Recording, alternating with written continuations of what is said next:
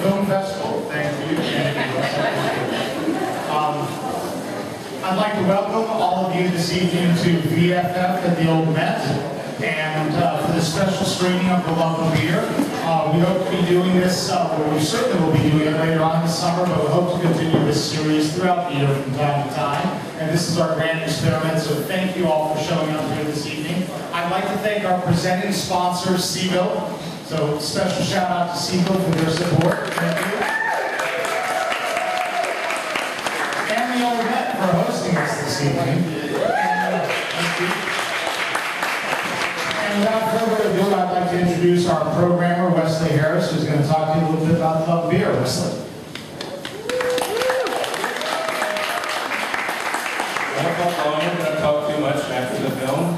So first up, I just want to thank Devils Backbone, two of whose beers you had downstairs. In case it was not these two, you had the Congo, their Belgian IPA, and their Schwartz beer. And then from Champion Brewing Company, one of the other great supporters of tonight, you had their Falconer wheat pale ale. Lucky bags of treats are from Harvest Moon Catering, so big thanks to them as well.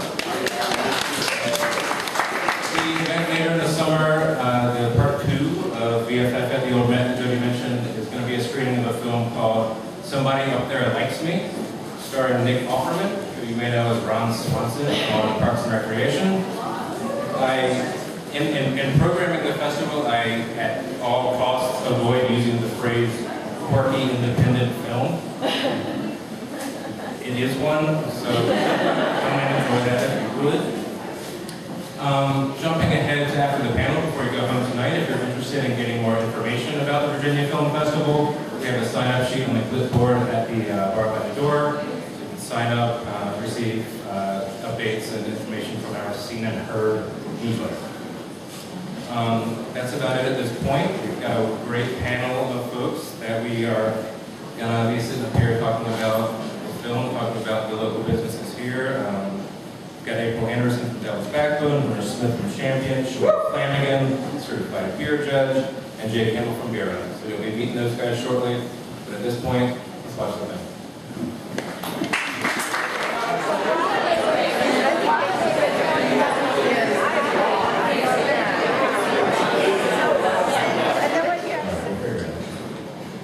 Sticking around. Thanks for coming out to the Virginia Film Festival's first VFF at the Old Met event tonight with a little bit of beer.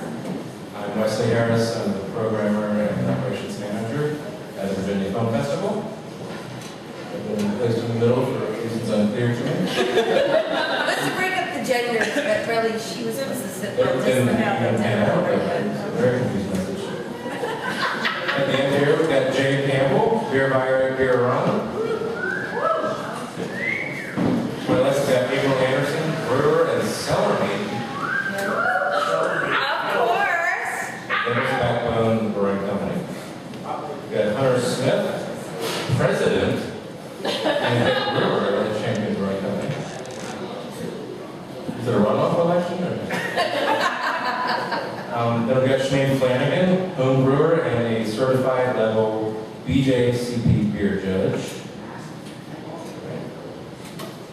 So first of all, it'll apparently involve a bit of mic passing, but I want to give you guys the opportunity to say a little bit about yourselves, how you got involved in the industry, perhaps what brought you here tonight, perhaps what you thought of the film. I'm going to certainly follow up with a few starting questions, so I don't feel you need to do anything more than introduce yourselves at this point, but Jay, you want to start? Yep. Hello. A little hot. I'm Jay Campbell, beer buyer at Beer Run, last 3.5 years or so. I got into the industry when my then girlfriend, now wife, Sarita, introduced me to North Coast Red Seal Ale, and it was my breakthrough beer. I was drinking a lot of unmentionable alcoholic beverages at the time. But that was my breakthrough into the real stuff.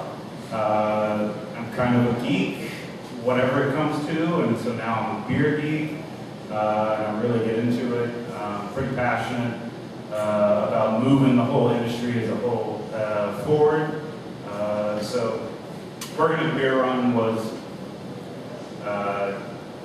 started as a stock boy, and about a month into it, they were like, "Oh, you're our beer buyer now, so you're going to be able to do this." So here I am on the panel at the prestigious first VFF at Old Met. Well, I'm April Anderson, as of course Wes just introduced me. Been with Devils Backbone for a little over a year now. Prior to Devils Backbone, I was brewing out west in California at Moylan's. I got my introduction to craft beer as a consumer, like a lot of yourselves. I just couldn't just deal with just drinking it. I wanted to kind of be involved with more of just the actual craft of the whole thing. And as most people who really know me, I'm not a wallflower. I really am quite the social butterfly. So standing up, or sitting, I should say, up here right now is not uncomfortable for me to speak with you all.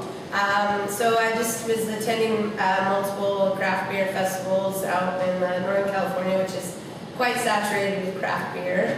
So I was very lucky to be in the area, and I just decided to open my big fat mouth and just start talking to my buddies who are brewers and just people I had networked and gotten to know after being involved in the scene. And I just said, you know what, this is what I want to do. This is where I want to create my career, and I'm willing to start at the bottom. I'm willing to scrub floors, just move hoses, whatever it may be. Just give me a chance. And I just happened to be at the right place at the right time. And I had a guy who took a chance on me, and small brew pub in Northern California. And it was direct information straight from the brew master to myself. So I wasn't slapped on a labeler or a kegging machine. I actually got to be a part of every aspect of the brewing process, which I think really just kind of fed my hunger and my passion for craft beer even more. Because I was able to see kind of like what my role facilitated and kind of the difference that it made. So that's kind of the end right there. It was like, you know, the rest is history. I just decided to hit the ground running, and yeah, that's kind of how I got my start. And if you want to know more, I guess we'll kind of go from there. Hey, I'm Tom Smith. I'm the head brewer and owner at Champion Brewing Company, just a couple blocks away. I guess I got into the business by virtue of, well, I started home brewing. I did and still work in the wine industry. Took some community college classes from BJCP from Jason. Kind of like one of the brewers mentioned in the video, sometimes if you just bug someone enough, they'll look out for you. So I did a little bit of that, and that after I made some pretty good beers at home, I felt compelled to go to do the Seamane Institute, big brewing school in Chicago. And once I felt like I was making beer that was as good or better than stuff I was buying on the shelf, I thought it was time to go broke. So after several years of business planning and looking for money and trying to figure out what the hell I was doing, I think we're almost there. So. Hi, my name is Seamane Flanagan. I've been a home brewer for about 13, 14 years with my husband. I became a BJCP certified judge in 2007. I hated beer. I thought it was disgusting. When I first met my husband, we were just friends, and it was a Friday afternoon, and everybody was planning their weekend, and he was like, I can't wait to get out of here and have a beer. And I said, beer's disgusting. And I think within about 4.2 seconds, he was in my cubicle saying, what did you say? And he introduced me to a lot of different kinds. We started going to the brew pubs, places like the Sedona Tap House with hundreds of tap. And I just started realizing, oh, there's more than just yellow, fizzy, water-ish beer. I was thinking beer equals Olympia, East Light, Black Label, that sort of thing.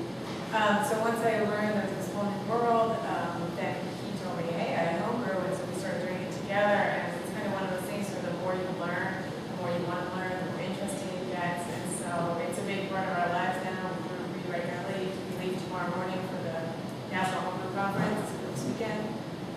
We do a lot of traveling for festivals, or we did a Dogfish Dash, 10K, things like that. It's just a big part of our lives.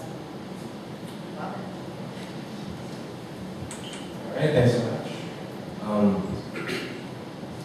Let's maybe start with an early point that's made in the film, and should maybe provide a lot of opportunities for opinion.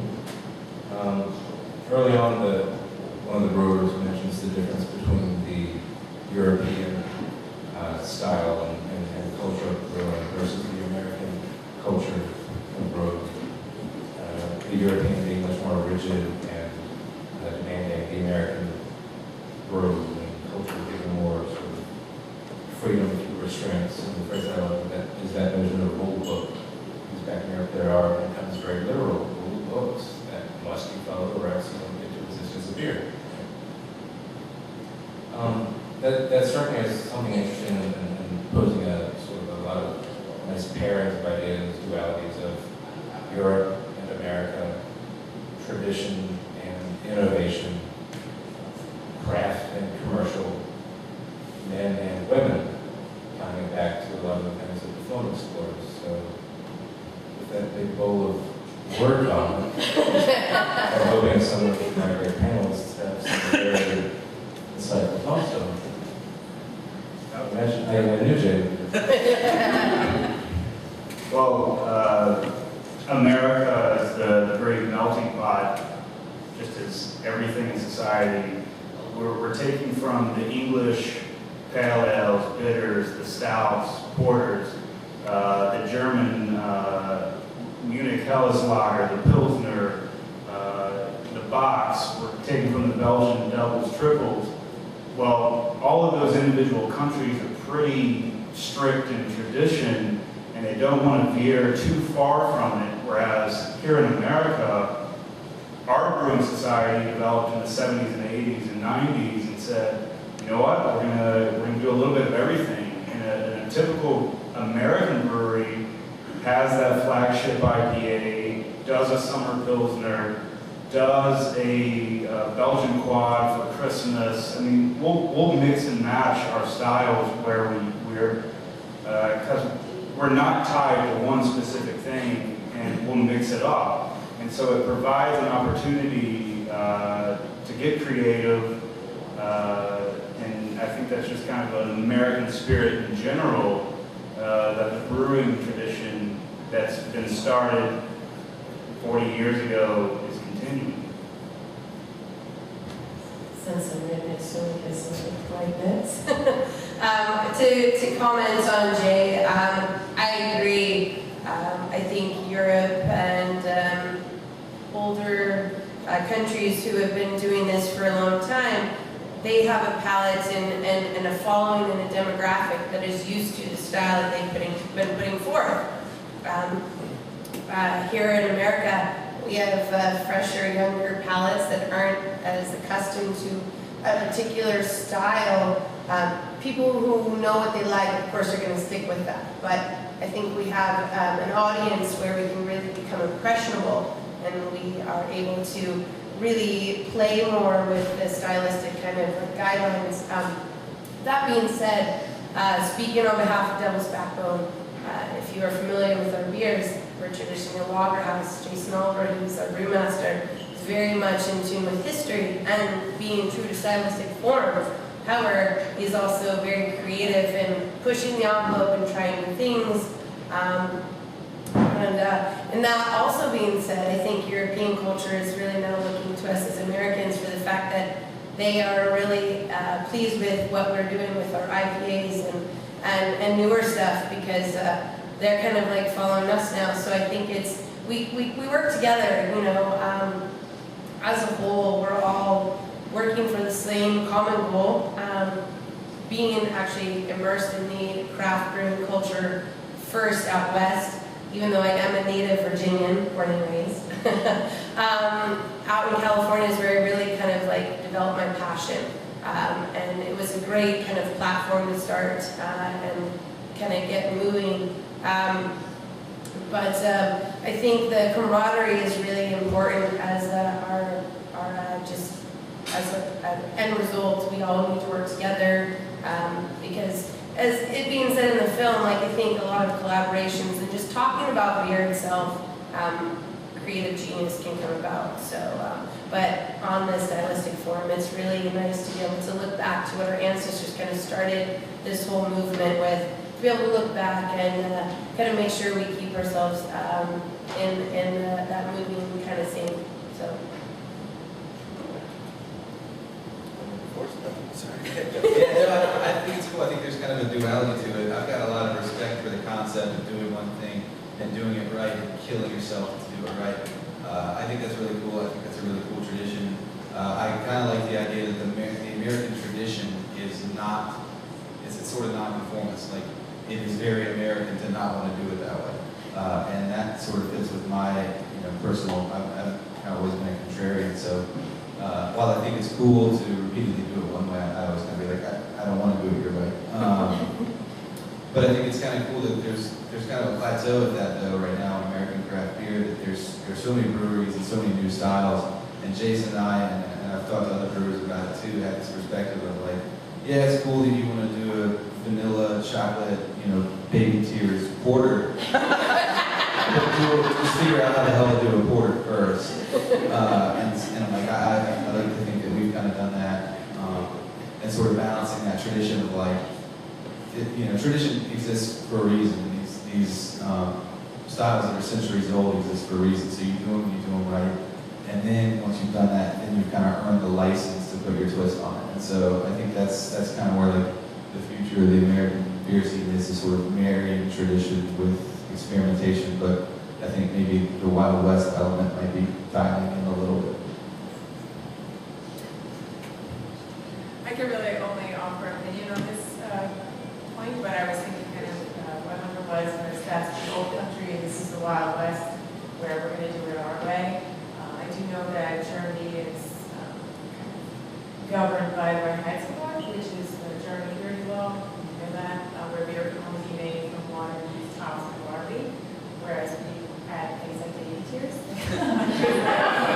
So they are very classic. That kind of does restrict them to some degree. I also feel like in Europe, just from what we've seen firsthand, it is, and it was mentioned in the film, beer is not just an evening, Friday night, Saturday night type of thing. You drink it with breakfast. I mean, I worked in France for a year, and we had beer in the cafeteria at lunch. It's just a different way. And so we can't have things like a loose cannon or a 90-minute or dirty bastard for breakfast. So it's just kind of a different way of looking at the beers and how they consume them and how they have consumed them for generations and centuries.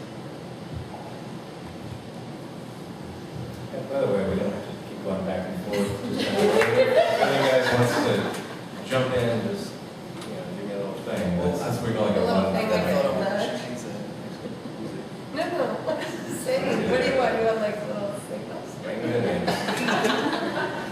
No, I was just thinking to what Seamane said about how it's still a Friday night thing. I think it's interesting because I've been able to pick Jay's brain a couple times, and that we're all about new and exciting styles, and the difference between a country where you can have beer with breakfast or lunch, and talking to Jay about sales figures and the fact that people still make purchasing decisions in America based on the six-pack price and the ABV. And so it's cool that we're cultured, but we're not that cultured because we're still making our value decisions based on alcohol content. I just think that's interesting.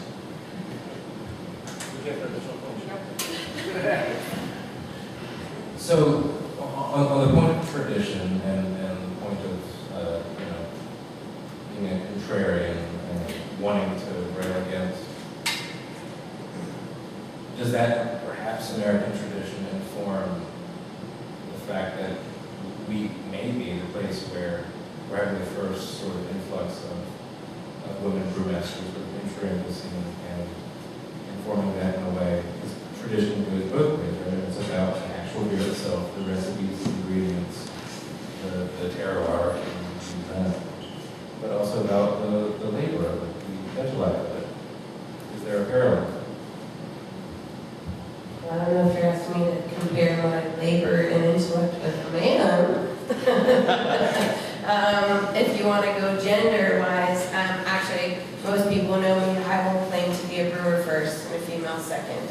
I embrace the fact that I'm a woman, very much so, but I don't want that to catapult or be the reason for my career to be forced forward. I want to be known on my merits and on the fact that I can work just as hard as any man who stands next to me, if not harder, to be honest, actually. I do feel that I have to work a little bit harder, just because I don't want to be singled out. Do I need to be made kind of a standout enough? No, I'm not asking anyone to give me any special treatment. I'd actually rather just be considered someone who is a great brewer, who makes great beer, and that's fine with me. But outside of work, I am a woman. But that being said, as far as like women involvement in craft beer scene, it is becoming more and more common to see women involved in beer. I think it's not as intimidating as it was back in the day. A lot of the women that are in my industry have had to really break down a lot of stereotypes and a lot of obstacles to be where they are. I don't find that it's been as hard for me. I have encountered my particular little instances, but like it was said in the movie, if anything, Tony said, that's just a chip on my shoulder. I'm going to force myself to go even further.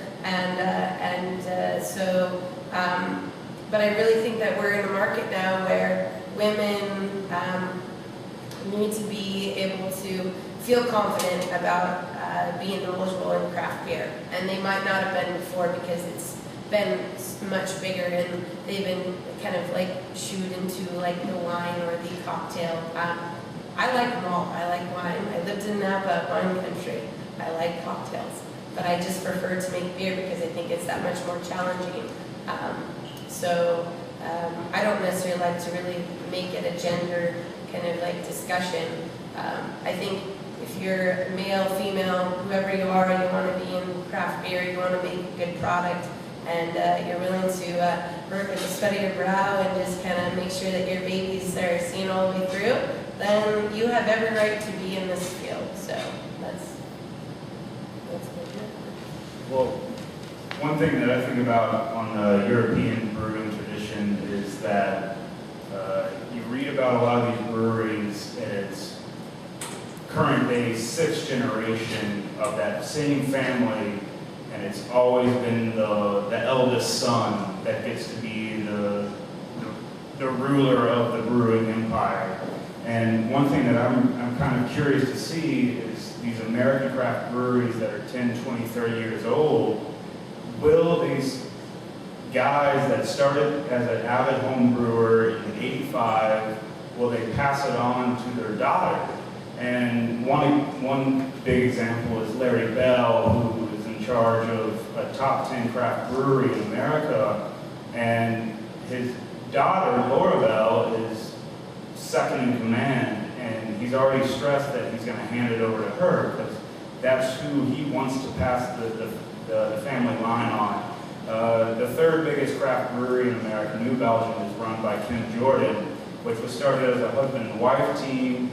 There was a divorce. The wife took the company, and does she pass it on to another female, or how is this lineage going to go? Whereas in Europe, the traditional thing is just pass it on to the son. So that's something that I'm curious to see. We got Hunter over here, 27, 28 years old, with a, he has a 1-year-old daughter, but Hunter could be the owner of Champion Brewing for 50 more years. And 50 years down the line, does he pass it on to his daughter? So, I mean, that's going to be something to look at because we are still so young. I mean, a young German brewery is Erdinger that started in the 1880s. A young American brewery is Champion that started last year. So that's something that I'm waiting to see, and only time will tell.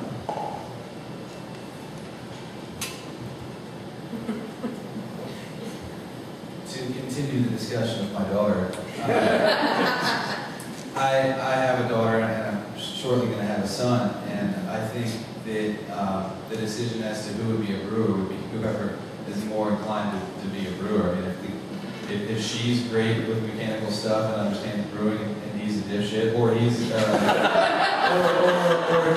if he's a garrulous salesperson who has, who would be way better out in the field, then you play to your strengths. And I like what you had to say about considering yourself a brewer. I think, not to be political, but I think like race issues or sexuality issues, I think it's more likely to go away the less of a big stink you make about it.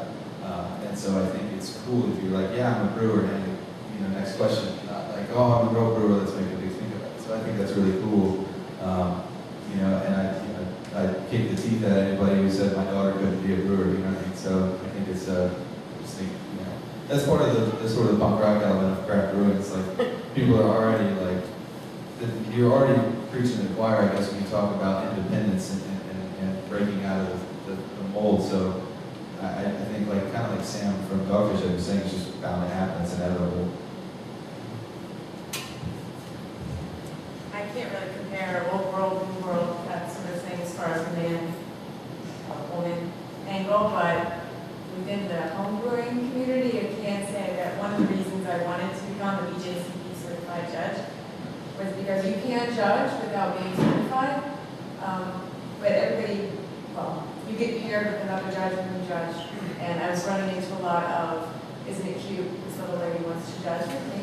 And when I didn't know what I was talking about, what I was doing, so I figured if I had a certification, that would help a little. That's a little. And I also run into situations where we do go to beer events together. My husband and I get a lot of, what did he have to promise you for you to come with him? Or what do you get in return for allowing him to do this for this weekend? Or what are you going to do while he's at the beer conference? I get a lot of that still. But within the actual homebrewing community, I've been guys actually get very excited when they see a woman in their midst, and they're like, that's really cool, and you do too. And it's just like, the gender disappears, and you just start talking about brewing, you talk about beers, and that just completely goes away, which is great. I have to say, when I go to the National Homebrew Conference and things like that, I don't see nearly as many women as I saw on some of these events in the GABF and the craft groups. So I'm hoping maybe the homebrewer female population will come up in years. I do see more women at the beer festival. Maybe that's a step. And I'll just very briefly say that eventually we'll get to the point where we will certainly be taking questions from the audience. So if you've got little kernels of ideas in there, get them brewing, share them in the See what I did there?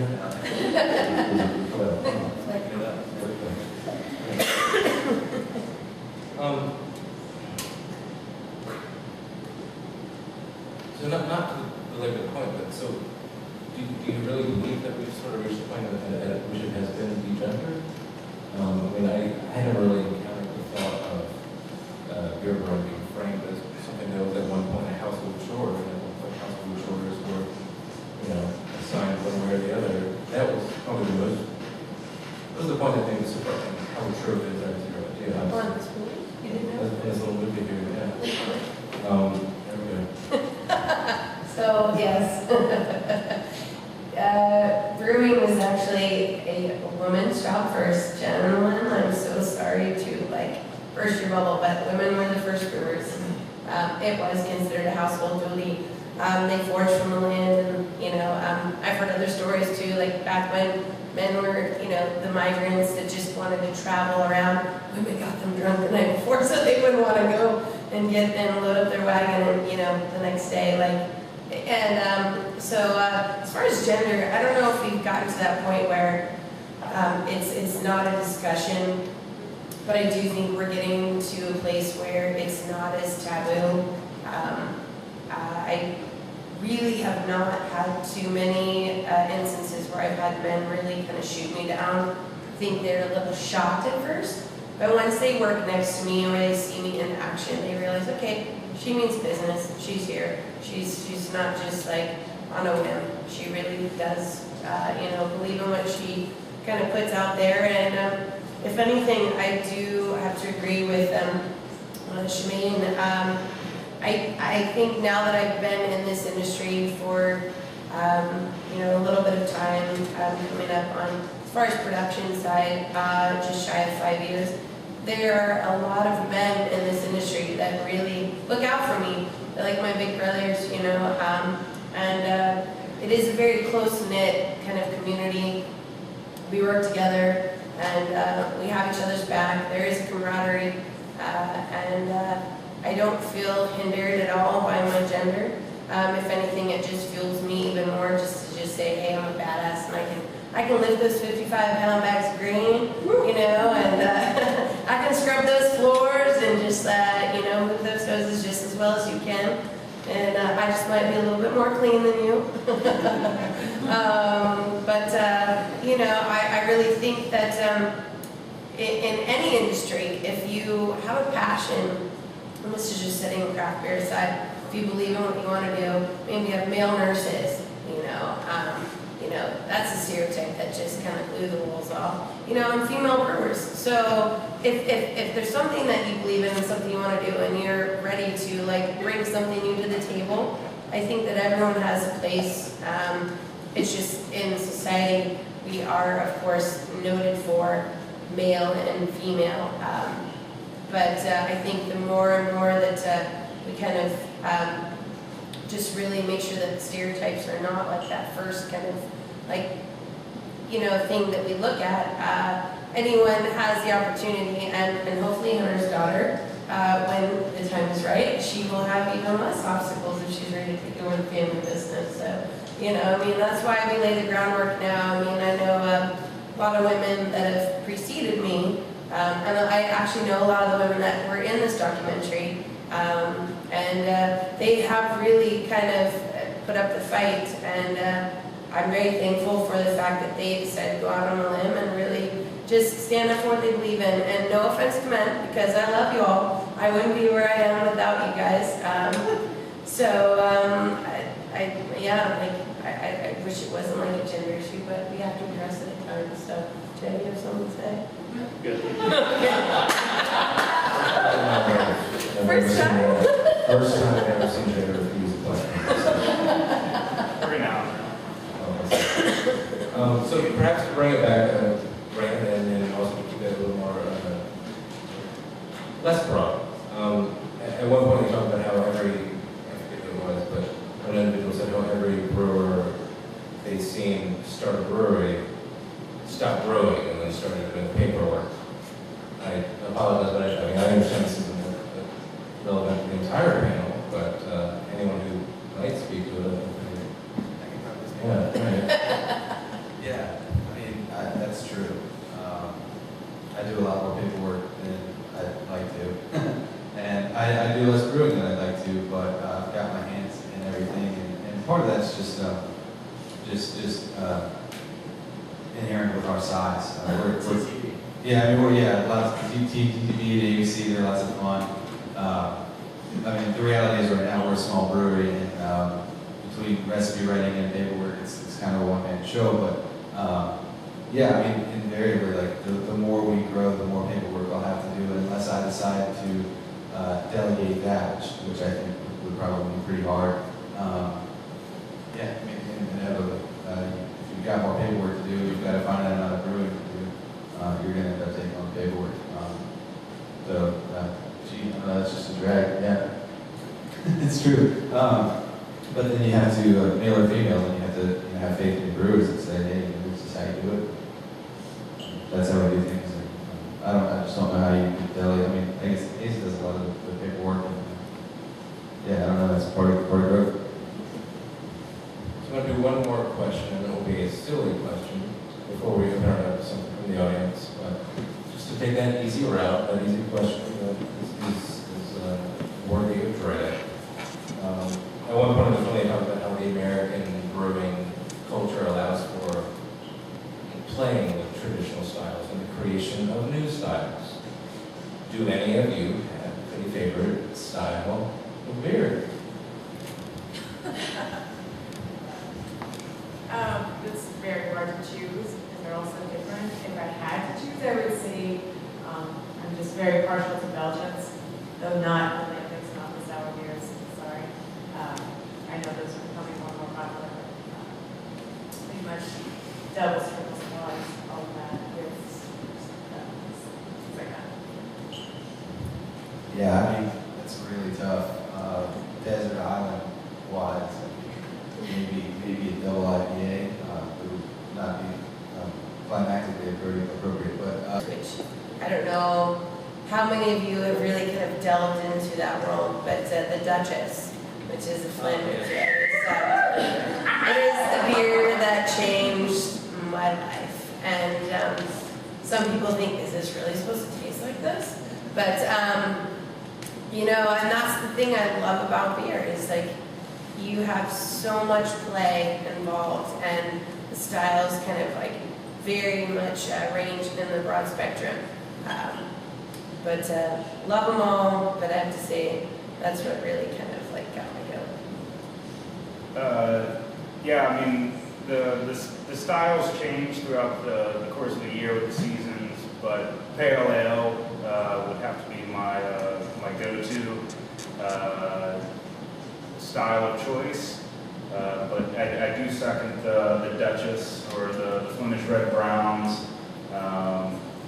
Last year, our May house party had Duchess and Nugget Nectar on the jockey box. So my wife is a huge fan of the Duchess, and I love it too. So, but I also got to have my hoppy beer with the Nugget Nectar. So right now, my favorite beer of choice would be the All Day IPA from Founders. So, but it's always changing, always changing.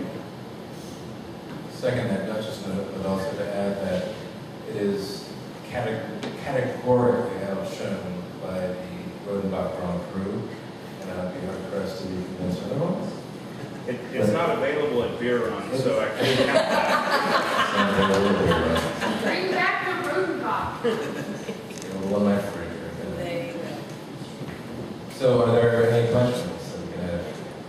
Maybe you're willing to shout a hand. There we are. There we go. This may seem like a strange question, but archaeologists have recently uncovered what may be the oldest known brewery, about 10,000 years old in Turkey.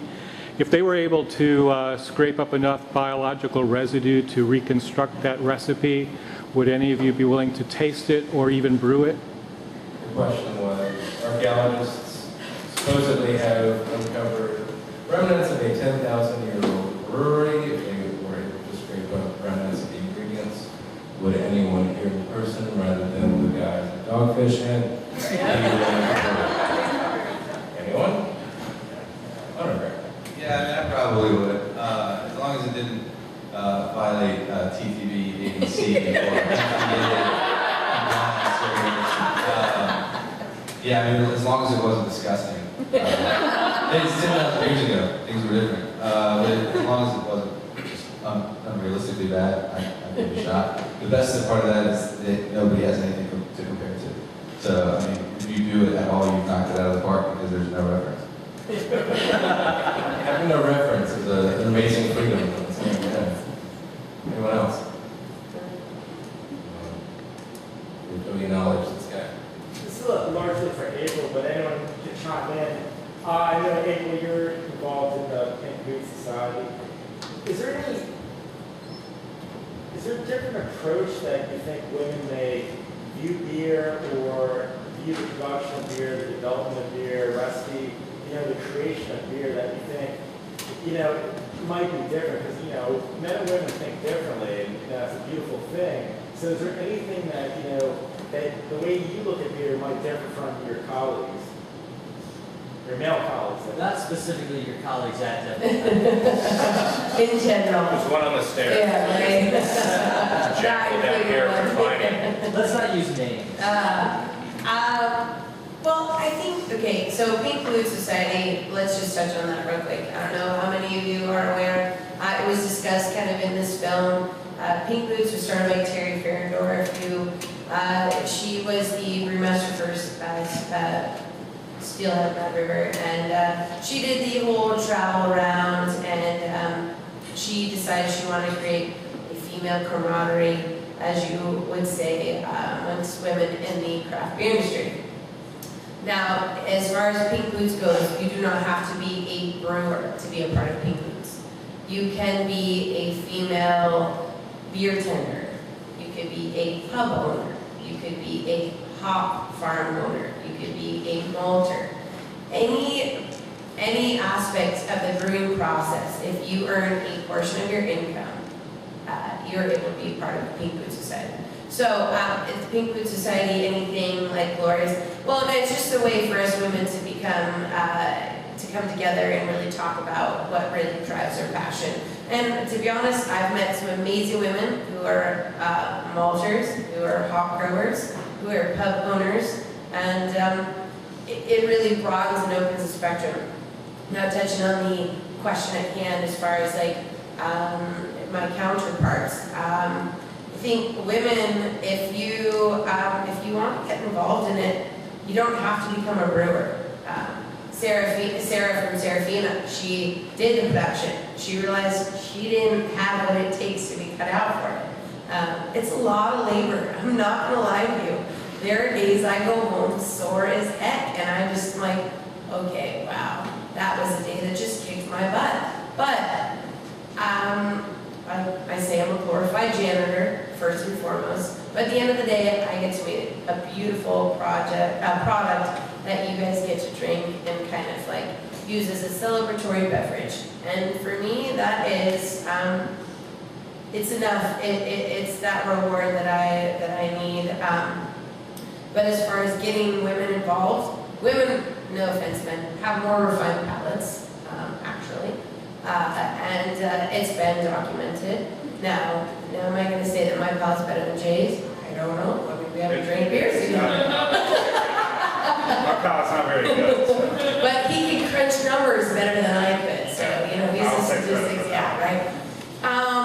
So it really doesn't have to be like you becoming a brewer to be involved in craft beer. There are so many things that involve beer.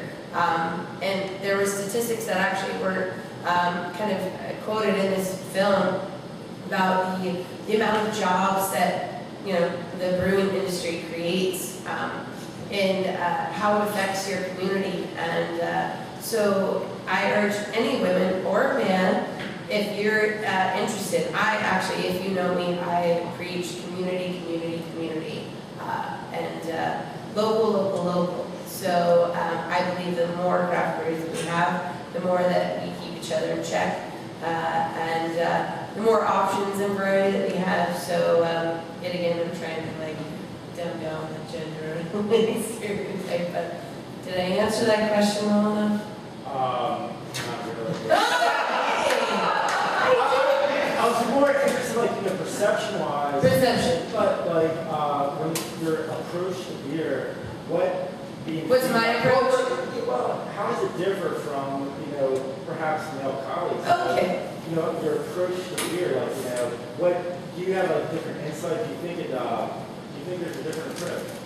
Okay, now I got a better, like, you know, feel of the question. So yes, I do differ. I don't break things down to a complete science. I'm not a biochem major. I'm PR journalism and marketing. I can talk until you're blue in the face. So when I approach beer, it's more of like the craft and the passion. If I think that I love to cook, so really it's more about how I think flavors are gonna really complement each other. And then using kind of the styles that are kind of set before me as just guidelines.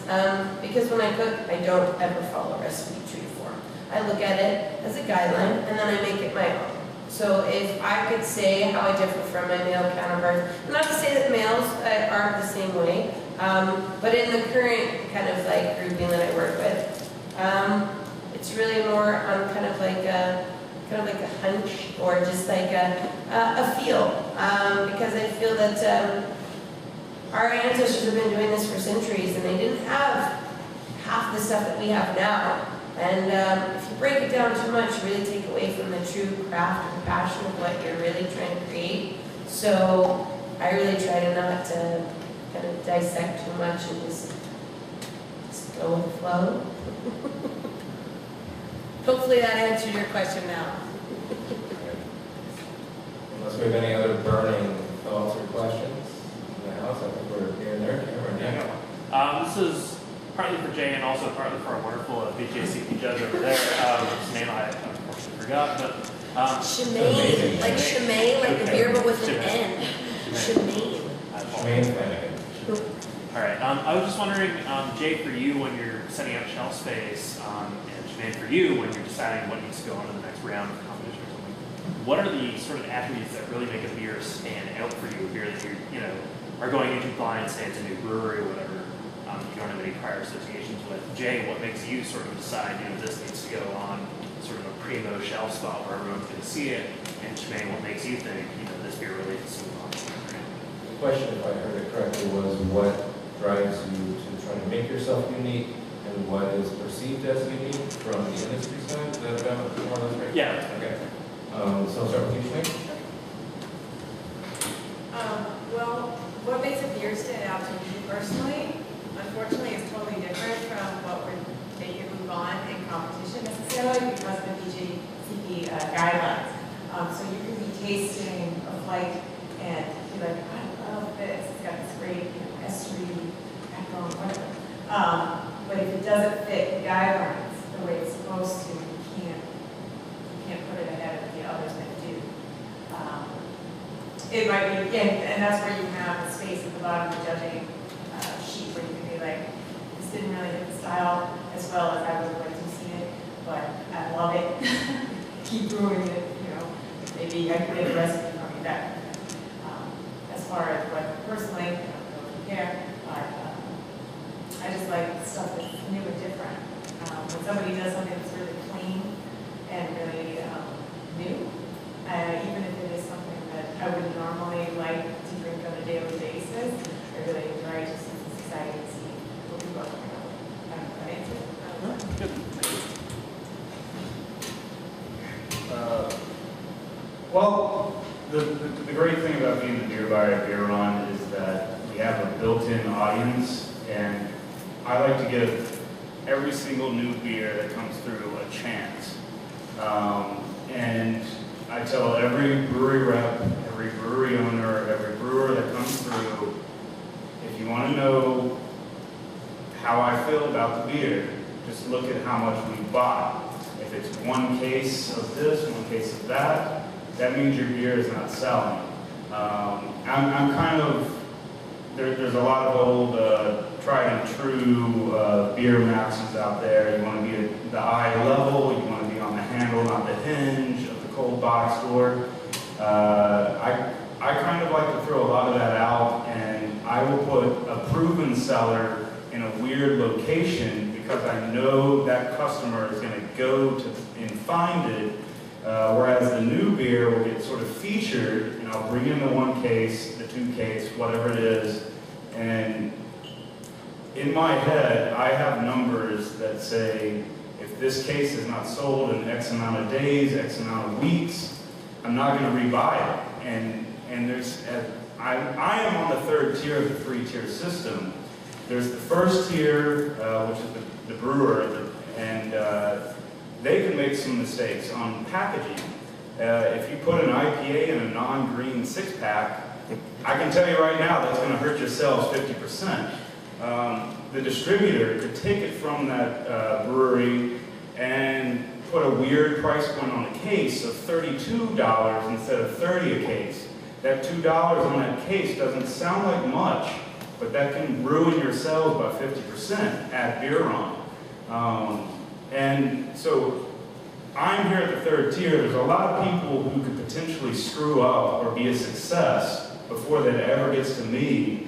And the marketplace will decide when it comes to, I mean, there's lots of beers that I love that are $7.49 for a 22-ounce bottle, or are you a $9.99 six-pack price? I can tell you right now, you're going to move a lot more of that $9.99 six-pack price, even though it's not as good as that $7.49 bomber. And there's different price fluctuations that come through for being a bomber as opposed to a six-pack. So even though I like beers, it doesn't necessarily mean what I have on the shelves in primo, traditional eye candy spots in that thing is what I like. I'm just letting the consumer decide. I'm letting that distributor, that brewery decide, give me a decent product at a decent price, and I will sell you a lot of beer. And our most successful breweries are breweries that hit certain price points, they hit certain packaging, they hit the great beer quality, boom, and I don't even have to push it. And there's a lot of beers that I continue to push day in, day out, and after 4 months of trying, I am a volunteer for that brewery as a sales pitch guy, and if I've tried for 4 months to move it, and it's still not moving, screw it, I'm going on to the next guy. Like, I'm tired of loving you and not getting anything in return. So, it's a give and take. So we're gonna end on this point, but if I heard you both correctly, Jay, your side of wisdom here, and your answer being, make a good beer and have friends in the industry. And Seamane, your point is, make the beer you love. So I think that kind of wraps up sort of nicely this evening. Two things real quickly. Just want to reiterate that we have a sign up for the Virginia Film Festival newsletter in the back on the table by the door. And some poor soul left a book downstairs earlier this evening that Jenny's holding above her head right now in the back. It's got a little white cellophane bag around it, so that's your book. There it is. I want to thank my panelists, Seamane, Hunter, Rachel, and Jay. I want to thank Harvest Moon. I want to thank the breweries. I want to thank you all for coming out tonight. Thanks so much.